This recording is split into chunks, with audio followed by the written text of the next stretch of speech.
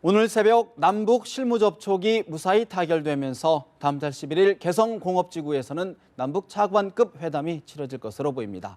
선선히 회담에 나선 북한의 생각 무엇인지 숨은 밑그림들을 짚어봅니다. 대북 안보 전문가이시죠. 송영선 전 새누리당 의원 스튜디오에 나와주셨습니다. 소 의원님 어서 오십시오. 네, 안녕하세요. 예상보다는 손쉽게 예상보다는 예를 들어 한두 차례 좀 실무 접촉 끝에 좀 진통을 겪는 것 아니냐 하는 좀 우려가 있었는데 생각보다는 좀 타결도 되고 날짜도 확정했습니다. 전반적으로 어떻게 보셨습니까? 전 예상보다 쉽게 됐다고 전혀 생각 안 해요. 그렇습니까? 당연한 수순이라고 생각하는 게 북한이 박근혜 대통령을 이 대화의 대상자로 불러내려고 김정은이가 지난 3년간 죽을 힘을 다했는데도 안 되는데 이게 그들로 보면 전화위복이 돼서 우리하고 대화를 하겠다라는 합의문까지 받아냈잖아요. 근데 11시간 미팅을 하고 남는 결과가 뭐냐면 이걸 평가절하하는 게 아니라 네. 의제에 대해서도 8.15 합의문에서 한 남북관계 개선을 위한 현안 둘이 뭉실이에요. 그다음에 뭐 날짜는 픽스됐다는 게 좀 긍정적이지만 결국 차관급으로 한다는 얘기는 그 급 자체가 낮아서 못마땅하다는 뜻이 아니라 네. 결국 실무자들끼리의 어떤 사전의 조율을 여러 단계 거치고 난 뒤에 그다음에 서울이나 평양에서 좀 외교적인 냄새도 나고 정치적인 수순도 될 수 있는 장관급 정도로 가자는 거니까 당연한 수순이에요 지금. 네. 그럼에도 불구하고 11시간 끌었다는 것은 상대방이 서로 수일기의 시간을 오랫동안 보냈다는 거죠 사실은. 이미 정해져 있는 걸 가지고 네. 서로의 셈을 좀 파악해보는 그렇죠. 시간이 진짜 걸렸다. 원하는 게 저쪽 무게가 무엇인지. 얼마인가 어느 정도인가 어느 게 우선순위인가 그러니까 서로 탐색 작전으로 11시간을 쓴 거죠. 근데 남북 관계라는 게 참 변수가 많지 않습니까? 네. 지난 2013년에도 사실은 다 회담 장소까지 네. 서울에서 하기로 했다가 네. 막판에 이제 격을 예. 대표의 격을 어떻게 두냐를 놓고 최종 무산이 됐었는데 이번에도 좀 전에 말씀해 주셨던 것처럼 수석 대표의 격이 차관급이다. 그리고 수석 대표는 누구인지에 대해서도 확정하지 않았거든요. 네네. 어떻게 봐야 될까요, 이 부분은? 그 우리도 좋은 레슨을 전번에 배운 거죠. 왜냐하면 북한도 마찬가지고 북한도 그만큼 지금 뭐 이야기를 끌어가는 거, 대화를 끌어가는 데 대해서 초점을 맞추고 있다는 거죠. 급이라고 해놨으니까 누가 올지 모릅니다. 저기서 북한에서 사실은 뭐 참사 수준이 올 가능성도 내가 있고. 참사예요. 네네네. 네. 그럴 가능성도 있지만 저는 우리가 진짜 남북 간의 이 회담을 원한다면 급에 너무 급과 격에 너무 급급하기보다는 앉아서 정말 저쪽이 뭘 원하고 우리가 뭘 줄 수 있고 우리가 어디 크게 통 크게 양보해서 그쪽을 얼마만큼 우리가 원하는 쪽으로 끌어올 수 있는 하는 것에 최1순위의 그 목표를 둘 필요가 있다고 생각합니다. 사실 격에는 연연하지 말자. 그럼 네. 예를 들어 만약에 네. 지금 북한에서는 조평통 차관급을 네. 조평통 사무국 부국장 정도로 네. 생각하는 것 같은데 우리는 네. 국장급은 나와야 차관급이다 이렇게 보는 것 같은데 그런 지역적인 것들 때문에 일 자체가 어그러지거나 할 가능성은 없을까요? 있죠. 그런데 그쪽이 술수일 수가 있다는 거죠. 자기들이 진짜 우리가 받기 어려운 의제를 들고 나오면서 그런 급을 우리보다 낮은 급을 가져왔을 때 우리 쪽에서 아 이건 일이 안 되겠다. 처음부터 깨야 된다고 얘기하면 또 우리한테 다시 공을 넘기겠죠. 우리를 비난하면서. 네. 그러니까 그런 술수에 쉽게 안 빠져들도록 네. 안 말려들도록 급이라고 했는데 이 급에 대해서는 우리가 너무 걱정 안 해도 되는 게 제가 생각에는 네. 11일까지니까 아직 시간이 있으니까 충분히 조율을 조율할 좀 수 해야 있다. 됩니다. 그러니까 옵션을 몇 개 정도의 시나리오를 두고 이렇게 올 때는 이렇게 하겠다. 이렇게 할 때 그런 게 바로 대화 아닙니까? 그러니까 우리는 우리 카드를 가지고. 충분히 가 있고 저긴 저기 가 있다가 갑자기 딱 만났을 때 보니까 아 이거 격이 안 맞아가 도저히 안 되겠다. 이거는 둘 다가 실책이라는 거죠. 그러면 결국은 예. 북한이 갖고 있는 카드가 무엇인지에 따라서 우리의 뭐 격이라든가 이런 수석 대표도 조절할 수 있다는 이야기인데 네. 사실 의제 부분도 지금 우려되는 부분들이 이제 북한 쪽은 금강산 관광이라든가 네. 오이사 조치 해제 네. 이런 쪽에 좀 무게 중심을 두는 것 같고 저희는 이산가족 상봉이라든가 뭐 인도주의적 접근을 하는 것 같은데 접점이 있다고 보십니까?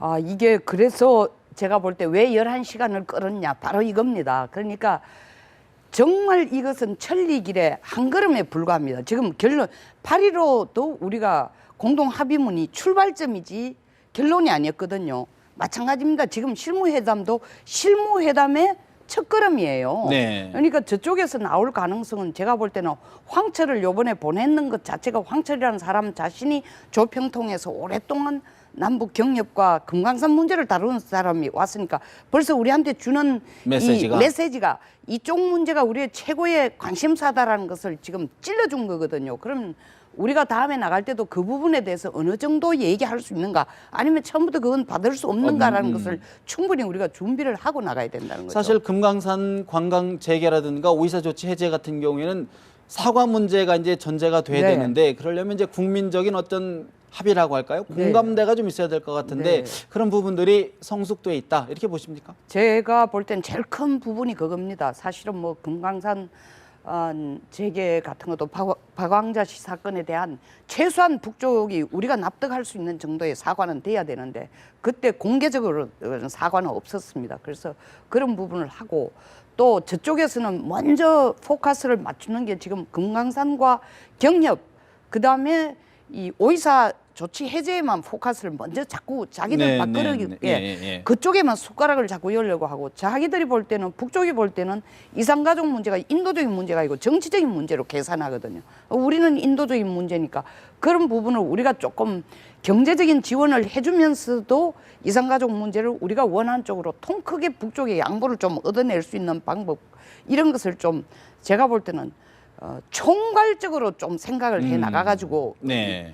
자리 앉지 않으면은 영어로 말해서 tit for tat으로 요거 아니면 요거다라는 식으로 할 때는 사실은 그 합의보다는 사실 시간을 끄는 데 비해서 네. 좋은 결론을 못 얻을 못 얻을 가능성이 있다. 그런 분석 때문일까요? 사실은 이제 북한이 이렇게 대화에 나서는 것이 대화의 끈은 계속 유지하면서 어떤 실질적인 성과를 내지 않고 계속 끌고 가는 것이 내년 이른바 북중 정상회담이라든가 네, 그 뭐 7차 조선 노동당 예. 대회라든가 뭐 이런 부분들에 조금 지렛대로 삼으려는 것 아니냐는 의도 이런 좀 분석이 나오는 것 같은데 일단 북중 정상회담 어떻게 보십니까? 그럼에도 불구하고 저는 결론 없이 이걸 끌고 가자는 생각은 아닐 거라고 생각하는 이유가 두 가지입니다. 네. 하나는 내년 5월 노동당 대회에서 김정은이가 내놓을 이 당 대회에서 제일 큰 건 항상 이 당 이 소위 말하는 이 개혁에 네. 대한 새로운 방향을 제시해야 되고 그다음에 중앙 이 기관의 어떤 새로운 인사가 이루어져야 네. 되는 게 핵심이거든요. 그리고 또 중국 갈 때도 뭔가 내가 이렇게 했습니다 하는 보여주는 카드가 있어야 돼요. 당대회 하기 전에도 여러분 보셨죠? 내가 이만큼 해서 나의 위대한 리더십에 의해서 남쪽을 내가 원하는 만큼 여기까지 네. 끌어왔습니다 하는 걸 동시에 보여줘야 되는 뭐가 내놔야 될 이 성과가 있어야 된다는 성과가 얘기죠. 있어야 예. 되는데 성과 없이 질질 끌어가다 노동당 대회 성과 없이 특히 중국 쪽에서는 제발 유관 국가끼리 우리한테도 한 얘기고 북쪽에 한 얘기가 남북 간의 한반도 평화와 통일을 위해서 같이 노력하라라는 네. 얘기를 신신당부를 했거든요. 그러니까 북쪽도 기름이라도 중국에서 계속 좀 받으려면. 얻어 올려오면은 이 당분간 얼마 동안은 중국을 근본적으로 거슬리는 일을 해서는 안 하지 않을 되기 때문에 것이다. 제가 볼 때는 형식적으로 질질 끌진 않고 자기들 나름대로 성과를 내려고 대내용 대외용으로라도 성과를 내려고 노력할 겁니다. 그렇다면 네. 남북 모두에게 도움되는 좀 성과가 있을 수도 있다. 긍정적으로 좀 그렇게 되도록 남북 간이 굉장히 좀 많은 노력을 해야 된다. 노력을 해야죠. 된다. 네네. 사실 우리 송 의원님 나오신 김에 지금 사실 이제 무기 전문가이시기도 한데 네. 지금 이제 우리 현안으로 이제 한국형 전투기 사업 KF-X 예, 예. 사업 가지고 참 논란이 많습니다. 네네. 미국에서 네. 이른바 핵심 4대 기술에 대해서 거부를 명확히 했는데 네. 나머지 기술은 우리 방위사업청이 다 받겠다라고 얘기했는데 이제 이것도 좀 못 주겠다라는 뉘앙스를 자꾸 비추고 있는데 어떻게 봐야 됩니까? 사실은 우리가 그 F-16을 도입해가 올 때에 미국으로부터 F-16입니다. 가져올 때 조건이 뭐냐면 옵셋으로 가져왔어요. 절충교육으로 가왔다는 얘기는 가서 도입하고 나중에 우리에게 핵심 기술을 이전해 주겠다라는 네. 얘기인데 그 핵심 기술이 42가지예요. 42가지 중에 데드라인이 벌써 2011년으로 지났습니다. 근데 아직까지 이전 안 된 게 7개예요. 아직도요? 예. 그렇기 때문에 저는 처음부터 이 4가지 기술을 그쪽에서 준다라고 한 번도 공식적으로 얘기한 적도 서한도 없는데 우리 나라 전체가 받을 수 있는 것처럼 한다는 것 자체가 이건 정말 외교 관행도 너무 모르고 미국의 정책도 너무 모르고 미국의 국내적인 네. 이 소위 말하는 팔리스도 너무 모른다라는 건데 KF-X 사업이라는 게 사실은 이 F-35는 신년 무기를 가져오는 거고 KF-X는 그 기술을 이용해가 우리의 독자적인 그렇죠. 걸 만들어 보자는 건데 F-35의 도입을 계기로 해서 기술을 이전받아 우리 한국형 것도 전투기를 만들어보자는 만들겠다는 건데 취지죠. 만드는 제일 큰 이유가 우리에게 국내적으로 필요한 것만 공급하기 위해서가 아닙니다. 이게 이 손익 계산서가 맞으려면 팔아먹을 시장이 있어야 됩니다. 근데 인도네시아가 같이 하겠다가 손을 틀었죠. 그리고 이 기술을 미국처럼 첨단 기술을 가져와 만들지 않는 걸 나가가지고 팔 수 있는 틈새 시장이 없어요. 그러니까 무조건 우리 것만 만들겠다고는 고집을 해서는 될 일이 아니에요. 수출까지도 네네. 생각을 해봐야 그리고 된다. 두 번째 F-35가 스텔스기라 하는데 정말 국민들이 바로 아셔야 되는 걸 이걸 지금 몇 대입니까? 40대를 7조 2천억에 가운데 나눠보십시오. 한 대에 1,700억밖에 안 돼요. 우리가 F-16, F-15도 1,500억입니다. 1,700억인데 이 무기를 전부 외장으로 하는 거예요. 밖에 다는 무기를 하면 스텔스라는 건 소위 말하는 적이 탐지 못하도록 하는 레이더를 좀 건데 차단하는 거죠. 차단하는 건데 무기를 밖에 달면 레이더가 이걸 다 레이더로 다 파악이 되는 겁니다. 앞에 코 있는 부분만 조금 모르는지 몰라도 진짜 무기가 스텔스가 안 되는데 이게 무슨 스텔스예요? 정말 스텔스가 되려면 내장이 돼야 돼요. 외장이 아니고 내장이 되려면 한 대에 최소한 3천억 이상이 돼야 되는 거예요. 계산서를 보면 2,800억 내지 네, 3천억이니까 이 1,700억에 가져오는 스텔스 아닌 것과 국민에게 계속 35를 가져오면 스텔스라고 얘기하는 것도 맞지 너무 않고. 이거는 말이 안 되는 얘기고 두 번째로는 미 국내 기술 정책에 의해서 전에도 내가 여기 와서 몇 차례나 얘기했지만 이 기술을 통제하는 게 국방부가 아니고 미국에서 상무성과 국무성이 가장 위에서 기술 통제를 한단 말입니다.